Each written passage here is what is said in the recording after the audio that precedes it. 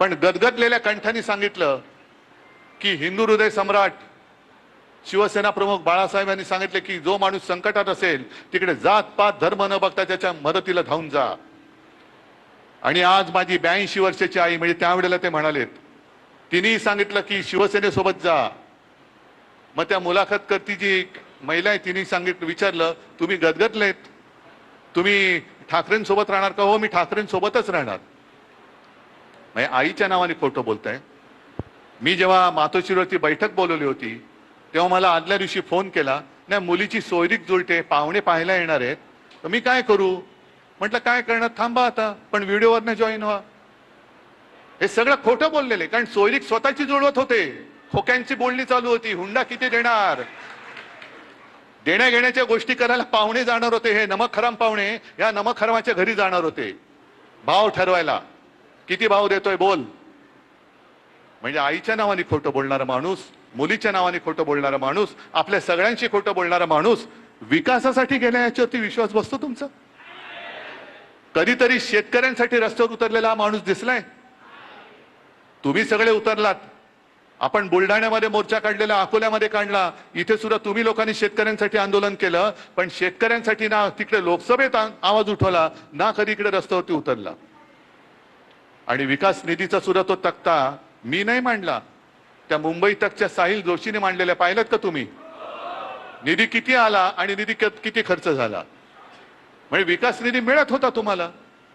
बरं, विकास निधी हेच जर का कारण असेल तर मग असं समजायचं का की याच्या पुढे कोणी भाजपच्या व्यतिरिक्त कोणाला मतच द्यायचं नाही, कारण तिकडे विकासच होणार नाही? इथे भाजपच्या छाताडावरती आपला भगव्याचा खासदार निवडून आला, पण भाजपला मतं मिळालीच नाही इकडे.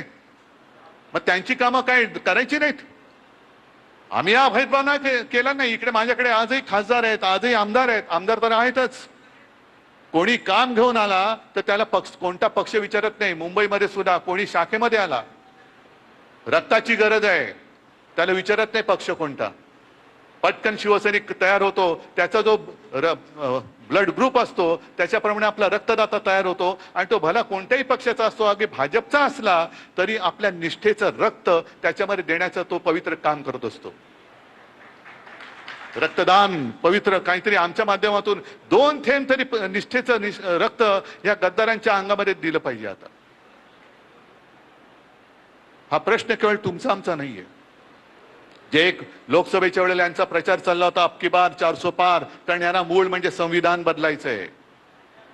यांना ते डिलिमिटेशनचं बिल जे त्या 2/3 बहुमत झालं नव्हतं ते पास करण्यासाठी मग शिवसेना फोड, राष्ट्रवादी फोड, तिकडे तृणमूल फोड, आणखी नुसती फोडाफोडी करायची. शेतकरी आत्महत्या करतोय. यवतमाळ वाशिम हा पट्टा जास्तीत जास्त शेतकऱ्यांनी आत्महत्या केलेल्या आहेत. लाज लज्जा शरम राज्य करताना कोणाला काही राहिलेलं नाहीये.